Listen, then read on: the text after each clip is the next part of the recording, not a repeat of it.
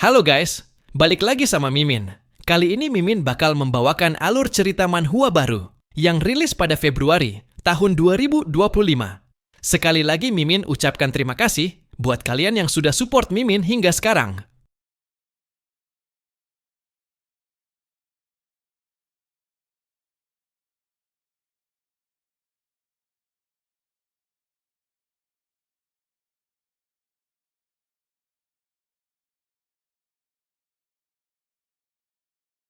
Oke, tanpa berlama-lama, mari kita mulai ceritanya.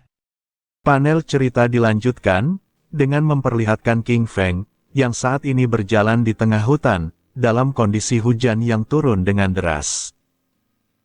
Seperti biasa, dia mengitari hutan lebih dalam, sembari mengaktifkan skill invisible-nya agar dirinya tidak diketahui oleh musuh ataupun pemain yang lain. Sesaat King Feng berjalan ini, dirinya kemudian menoleh ke kiri saat mendengar suara seseorang yang sedang memuji seorang nona muda. Suara itu mengucapkan selamat pada nona itu, karena telah naik level hingga level 3. Jadi, berhubung nona muda sudah mencapai tujuannya, pria tersebut kemudian meminta imbalan, sesuai janji yang telah ia buat terhadapnya. Pria itu dengan sopan meminta untuk memenuhi janji itu sekarang. Ya, mereka adalah Lizzie dan partinya, serta Mao Lijun, yang merupakan orang yang ingin mendapatkan 5 juta yuan, dengan membantu Lizzie untuk menaikkan levelnya. Setelah mendengar pertanyaan Mao Lijun ini, Lizzie kemudian memintanya untuk jangan khawatir, dan balik bertanya, apakah menurut Mao Lijun, dirinya yang merupakan anak pemilik industri Dajiang, tidak akan mampu membayar sejumlah uang yang sedikit itu. Lizzie melanjutkan, bahwa dirinya akan kembali ke dunia nyata sekarang, jadi dia kemudian memberikan nomor teleponnya ke Mao Lijun, agar dia bisa menghubungi Lizzie secara langsung, saat dirinya juga keluar dari game ini. Dan Lizzie juga menambahkan, untuk jangka hidup yang dapat diperdagangkan, Lizzie akan membayar Mao Lijun dengan jumlah 10.000 yuan, jika Mao Lijun bisa menukarnya dengan setiap jangka hidup. Shadow nampak menyimak pembicaraan mereka, tanpa diketahui oleh siapapun di antaranya. Mao Lijun kemudian merespon, bahwa hal itu tidak masalah baginya. Seperti yang ia katakan sebelumnya, dirinya tidak seperti Shadow, yang merupakan orang bodoh sekaligus buta, karena tidak menganggap serius perihal tawaran Lizzie terhadapnya. Lalu untuk transaksi berikutnya, Mao Lijun mengajak Lizzie untuk ngobrol lebih lanjut, saat mereka berdua kembali ke dunia nyata. Nampak Shadow yang berjalan melewati mereka, seakan tidak peduli sedikitpun dengan urusan mereka. Di dalam hati, Mao Lijun nampak tertawa, bertanya kepada Lizzie, bagaimana jikalau game ini dapat mempengaruhi umur aslinya di dunia nyata. Dengan tawaran Lizzie yang menukar jangka hidup dengan uang ini, dirinya sudah mendapatkan keuntungan yang lebih. Soalnya, Mao Lijun juga bahkan dapat farming jangka hidup, yang dapat diperdagangkan itu, kapanpun yang ia mau. Jadi, Lizzie dan partinya ini, hanya mengubah cara bermain game mereka, dengan menukar sesuatu di dalam game, dengan menggunakan uang sungguhan di dunia nyata. Bagi Mao Lijun, ini sudah seperti melewati 2 pulau dengan 1 perahu, atau melempar 2 burung sekaligus dengan 1 batu. Mao Lijun memuji dirinya sendiri, bahwa dirinya memang jenius, karena telah menerima tawaran orang kaya ini. Lalu setelahnya, kita kemudian kembali berpindah ke kota Sel Town atau kota pemula. Di sana, Shadow nampak mengaktifkan suatu pintu, dengan menggunakan kekuatan sihirnya. Setelah menyalurkan energi mana ke pintu tersebut, pintu itu kemudian menyala, dan memancarkan petir biru dari sana. Shadow lalu berkata, kalau dengan cara ini, formasi teleportasi di kota pemula, telah berhasil diaktifkan olehnya. Selanjutnya, fungsi dari pintu ini, akan dijelaskan oleh panel sistem. Panel sistem muncul di hadapan King Feng, dan memberikan selamat padanya, karena telah mengaktifkan formasi teleportasi di Shell Town. Dengan tindakan ini, King Feng telah menerima 1 poin reputasi. Selain itu, King Feng dapat berteleportasi sekali sehari secara gratis. Tetapi untuk teleportasi berikutnya, maka formasi akan mengonsumsi jangka hidup, yang dapat diperdagangkan milik King Feng. Dan sebagai informasi tambahan, kalau saat ini, tidak ada formasi teleportasi yang teraktivasi lainnya, yang terdapat di kota Jianghai, atau kota berikutnya. Mendapati informasi itu, King Feng lalu menjelaskan, kalau formasi teleportasi di kota pemula ini, adalah teleportasi 2 arah. Jadi, bakal tidak ada gunanya, jika pemain hanya menyalakan atau menerangi satu sisi. Pemain dari kota lain, juga harus menyalakan pintu teleportasi di kotanya, agar kota Shell Town bisa terhubung ke sana. Dan untuk dapat mengaktifkan formasi ini, pemain harus mencapai level 5, dan kemudian mengaktifkan formasi teleportasi yang berada di kotanya. Dengan begitu, maka mereka dapat melakukan perpindahan 2 arah. King Feng juga cerita, bahwa ia teringat pada kehidupan sebelumnya, yang dimana saat itu, Song Fei berada di kota Firefly. Sehingga, King Feng dapat mengatur peringatan, yang akan segera memberitahu Song Fei, perihal terdapat seseorang, yang hendak mengaktifkan formasi teleportasi di kotanya. Tetapi, meskipun saat ini hanya dinyalakan satu sisi, bagi King Feng, itu bukan masalah yang besar, jika berkaitan dengan teleportasi antar kota. Soalnya, kembali ke tujuan utama King Feng di awal, adalah untuk naik level hingga ke level 10, dan kemudian menuju ke alam berikutnya, yang disebut alam dewa yang ditinggalkan. Dan di sanalah, game God Forsaken ini benar-benar dimulai. Setelah mengaktifkan formasi teleportasi, King Feng lanjut berjalan ke tengah kota, lalu kemudian duduk di lantai, dan mengaktifkan notifikasi pemberitahuan di atas kepalanya. Dia mengumumkan, bahwa ia akan menjual perlengkapan atau equipment, dan juga skill atau kemampuan, hanya dalam jangka waktu 10 detik saja. Jadi, siapapun orang yang pertama kali datang, maka dialah yang akan dilayani oleh Shadow.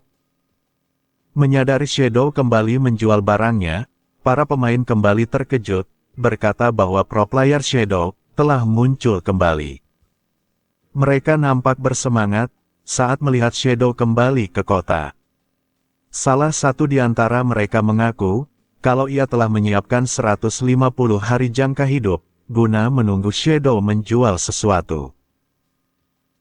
Mengapa kali ini lebih ramai? Karena setelah penjualan Shadow yang terakhir kali, di mana ia menjual mantra kerucut es, membuat Greyros, pemain yang membelinya itu, berhasil naik tingkat ke list nomor 2, dalam daftar peringkat pemain tertinggi.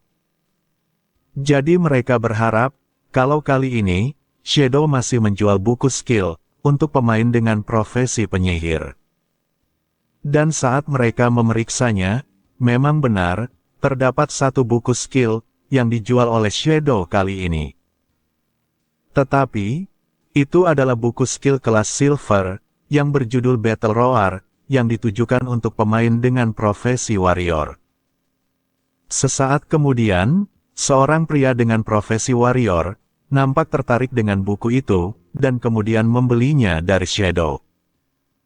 Panel sistem memberitahu, bahwa pertukaran sukses, King Feng kini mendapatkan 300 hari jangka hidup, yang dapat diperdagangkan olehnya. Para pemain lain, yang melihat orang itu menukar 300 hari jangka hidupnya, kemudian bertanya dengan curiga. Sembari mendecikkan lidahnya, dia bertanya perihal apakah layak, jika dia menghabiskan 300 hari jangka hidupnya, untuk membeli satu buku skill tersebut. Pemain di sebelahnya merespon, kalau pandangan dan pikirannya dangkal, jika berpikir seperti itu. Soalnya, dengan satu buku skill ini, efisiensi warrior dalam farming monster level rendah akan meningkat beberapa kali lipat. Dan 300 hari jangka hidup itu akan kembali lagi tercapai hanya dalam waktu kurang dari 2 hari setelah pengguna menghabisi monster yang banyak. Setelah mendengar penjelasan pemain ini, mereka pun semakin tertarik dengan perlengkapan yang dijual oleh Shadow. Mereka ada yang membeli jubah penyihir, ada yang membeli sepatu, dan membeli apapun yang tersisa. Setelah semua barang dagangannya habis, King Feng lalu berkata dalam hati, bahwa ia tidak menyangka, ia berhasil menjual semuanya dalam waktu 1 menit. Sehingga, King Feng menerima telah 650 hari jangka hidup yang dapat diperdagangkan, yang membuat jangka hidupnya mencapai total 2174 hari.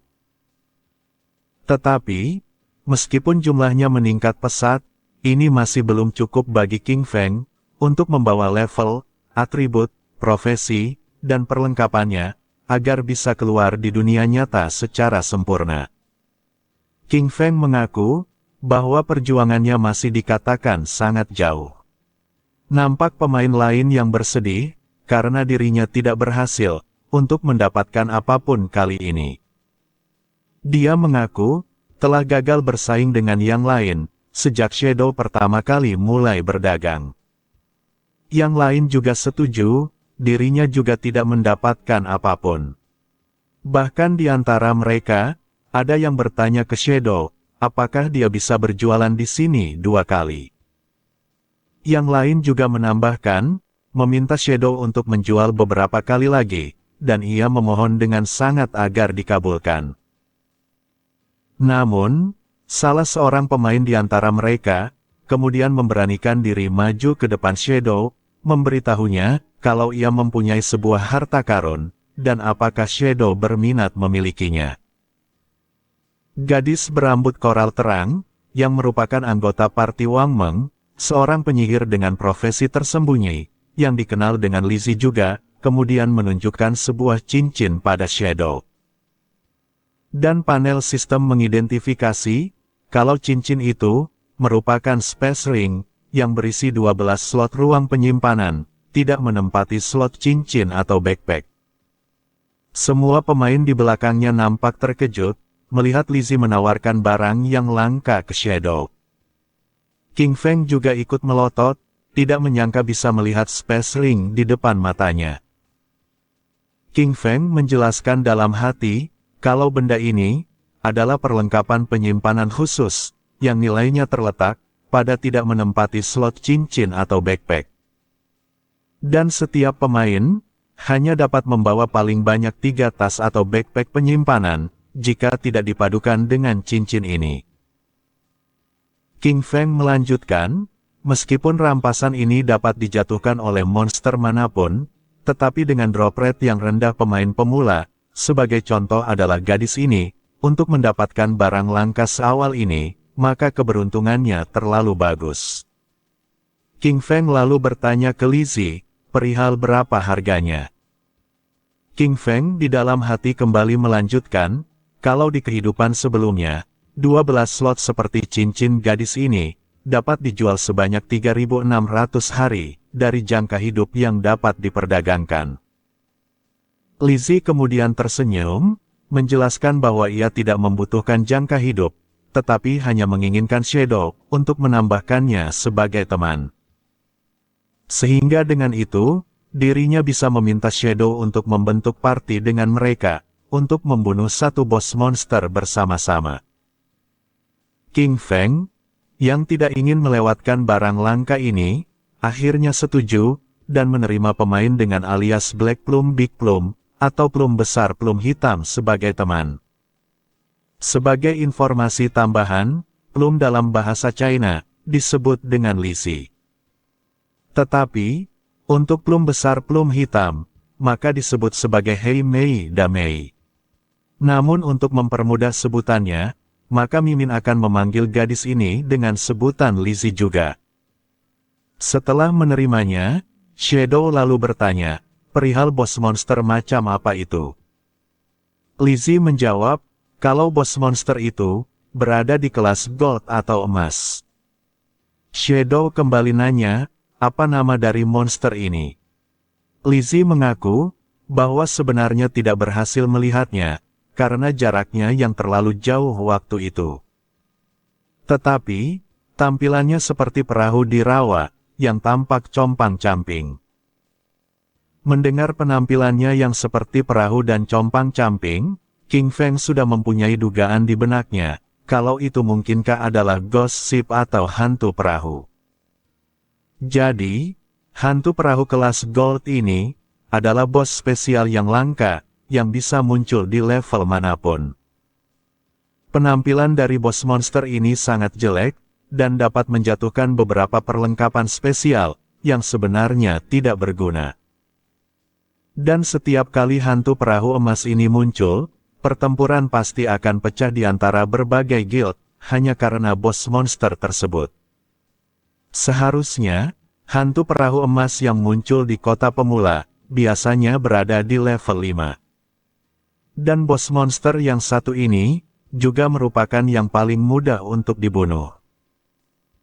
Persyaratan untuk memunculkan hantu perahu emas di desa pemula, yaitu menerima cincin penyimpanan langka, dan juga menjadi anggota parti dari Wang Meng, yang merupakan parti terkuat saat ini. King Feng jadi kepikiran, kalau mungkinkah Lizzie ini, bagaikan ikan koi, yang dikabarkan di kehidupan masa lalunya. Ikan koi dalam kacamata orang Tionghoa, menggambarkan keberuntungan dari surga. Karena King Feng masih penasaran akan bos monster ini, dirinya kembali bertanya ke Lizzie, perihal bagaimana caranya, Lizzie bisa menemukan bos monster kelas emas ini. Lizzie kemudian mendongak ke atas, menyentuh dagunya seraya berkata, kalau seingatnya, setelah dirinya menghabiskan makanan di dunia nyata, dia ingin cepat-cepat online di dalam game, dan berusaha untuk menaikkan level bersama partinya. Tetapi, siapa yang menyangka, kalau teman-teman partinya, malah begitu lambat saat naik level. Dan karena tidak ada yang bisa mereka lakukan, maka Lizzie memutuskan untuk jalan-jalan, dan akhirnya, dia melihat bos monster kelas emas ini, tepat di bawah tebing di dekat kota pemula. Mendengar cerita Lizzie barusan, King Feng kembali teringat, dengan sebuah kabar dari kehidupan sebelumnya. Waktu itu, King Feng sempat mendengar, kalau parti Wang Meng, dikabarkan memiliki anggota, dengan bentuk fisik seperti ikan koi. Dan ketika anggota itu berkeliaran di alam liar, anggota itu bisa bertemu dengan bos yang langka, peti harta karun, istana bawah tanah, dan juga sebuah kuil. Pada awalnya, King Feng berpikir kalau itu adalah tabir asap, untuk menutupi informasi yang mereka miliki. Atau yang dimaksud, adalah menyebarkan informasi yang berlebihan, agar orang lain tidak menganggapnya serius, dan hanya sekadar kabar belaka. Tetapi saat ini, King Feng malah tidak menyangka, kalau itu adalah kenyataan, ikan koi yang dimaksud di kabar itu, adalah Lizzie berambut koral terang ini, yang merupakan satu-satunya wanita di parti Wang Meng sekarang. Lizzie yang menyadari tatapan Shadow terhadapnya, lantas bertanya sambil malu-malu, perihal mengapa Shadow melihatnya dengan tatapan seperti itu. Shadow dengan gugup berkata, kalau itu bukan apa-apa. Saat ini, mereka nampak berjalan ke tempat bos monster hantu perahu emas, yang sebelumnya diceritakan oleh Lizzie. Dan tak jauh di belakang mereka berdua, terlihat pria botak yang mengintai mereka. Lalu setelah melihat keduanya keluar kota, pria botak itu kemudian berlari ke bosnya, dan hendak melaporkan hal ini. Bosnya nampak sibuk, bercerita kepada anggota parti yang lain, tentang pencapaian yang ia raih selama ini. Dia cerita, kalau saat itu, dialah yang memimpin saudara-saudaranya, untuk menaklukkan Overlord of Sand City, atau penguasa kota pasir. Dia lantas meminta kepada anggota-anggota barunya itu, untuk yakin kepadanya, dan mengikuti jalannya. Dengan begitu, maka sang bos akan memastikan, kalau masing-masing dari mereka memiliki kehidupan yang baik. Kembali ke pria botak sebelumnya, dia berteriak menarik perhatian bosnya, menyampaikan bahwa Shadow telah membawa seorang gadis keluar kota. Mendengar kabar ini, sang bos kemudian tersenyum tipis, berkata bahwa memang benar, Shadow itu hanyalah bocah muda biasa. Shadow tampaknya tidak bisa menahan diri untuk tidak bermain dengan seorang gadis. Dia lantas menyuruh yang lainnya untuk ikut dengannya setelah ini. Kembali ke Shadow dan Lizzie, saat mereka sudah keluar dari gerbang kota, Shadow lanjut memberitahu bahwa dirinya bisa membantu Lizzie untuk melawan bos monster tersebut. Jika bos itu menjatuhkan perlengkapan dan buku skill apapun yang bisa Lizzie gunakan, maka Shadow akan memberikan itu padanya, dan untuk sisanya, Shadow akan mengambilnya. Dia meminta pendapat Lizzie perihal bagaimana dengan saran ini.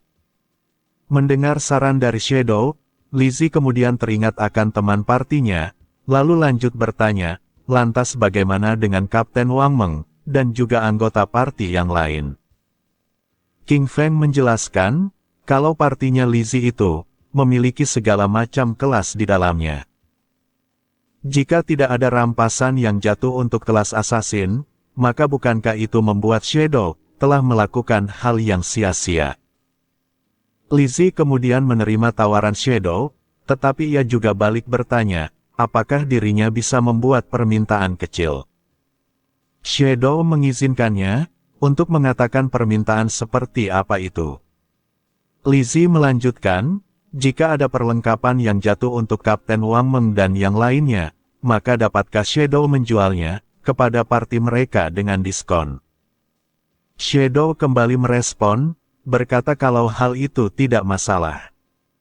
Lizzie langsung bersemangat, setuju dengan penawaran ini, dan berencana akan berangkat ke tempat bos monster itu, setelah Kapten Wang Meng kembali online ke game. Tapi sebelum itu, Lizzie juga kebingungan, bertanya balik ke Shadow, perihal kemana tujuan mereka saat ini. Shadow yang bingung dengan pertanyaan itu, langsung bertanya memastikan pada Lizzie, bukankah mereka saat ini sedang berjalan menuju ke bos monster hantu perahu emas itu. Mengetahui Shadow ternyata langsung mau ke sana, Lizzie seketika memasang ekspresi pucat, dan ia tiba-tiba berhenti melangkah. Dia lalu berkata ke Shadow dengan takut, kalau Shadow adalah seorang assassin, dan dirinya adalah seorang penyihir. Shadow bisa menjadi tidak terlihat, tetapi Lizzie tidak bisa. Jadi, jika bos monster itu menyerang dirinya, maka bagaimana nasib Lizzie ke depannya? Shadow dengan santai menjawab, kalau dia sendiri sudah cukup. Shadow berkata ke Lizzie, kalau dia bisa menonton dari suatu tempat yang aman, sembari menunggu dirinya selesai dalam menghabisi bos tersebut. Mendengar statement ini, Lizzie sekali lagi tidak bisa menyembunyikan keterkejutannya. Dia langsung gemetaran, bertanya dalam hati, mampukah satu orang seperti Shadow untuk membunuh bos monster tingkat gold? Meskipun Lizzie paham jika Shadow sangat kuat, tetapi saat mendengar hal itu langsung darinya, Lizzie tetap saja merasa kalau itu terlalu konyol dan sembrono. Namun, saat Lizzie gemetar mendengar perkataan Shadow barusan, Shadow malah menyadari sesuatu hal yang lain, dan seketika menghilangkan keberadaannya dari hadapan Lizzie yang gemetar itu. Lizzie yang melihat Shadow menghilang, tentu saja terkejut dan kebingungan, apalagi dirinya ditinggal sendirian di tengah hutan. Lizzie yang panik, lanjut berjalan ke depan, sembari berteriak memanggil Shadow. Dia berteriak ke Shadow, menanyakan perihal kemana ia pergi. Sementara itu, para penguntit yang mengikuti mereka dari belakang, juga nampak terkejut, setelah mendapati bahwa Shadow itu tiba-tiba saja menghilang dari tempatnya. Dia melaporkan hal itu kepada sang bos, dan sang bos menjawab dengan tertawa kecil, seraya melanjutkan, kalau Shadow itu pasti telah menipu gadis ini, dan memilih meninggalkannya di alam liar. Dan berhubung Shadow meninggalkan santapan, sang bos kemudian menyampaikan rencananya untuk menangkap gadis itu dan bermain dengannya sebentar. Dia kembali menegaskan ke semua anggotanya, kalau bukankah dia sudah bilang sebelumnya, jika mereka mengikutinya, maka mereka akan menjalani kehidupan yang lebih baik. Buktinya, mereka disuruh untuk melihat gadis itu, yang disediakan khusus untuk mereka. Anggotanya kemudian memuji sang bos, dengan berkata bahwa sang bos sangat pintar. Namun, tanpa mereka semua sadari, Shadow rupanya masih diam di tempatnya, dan menunggu mereka melangkah lebih jauh. Saat mereka berada tepat di hadapan Shadow, mereka kemudian bingung, dengan kemunculan asap hitam yang tiba-tiba. Tapi tak lama setelahnya, Shadow langsung bergerak cepat melewati kelompok mereka, sembari memberikan tebasan beruntun yang mematikan.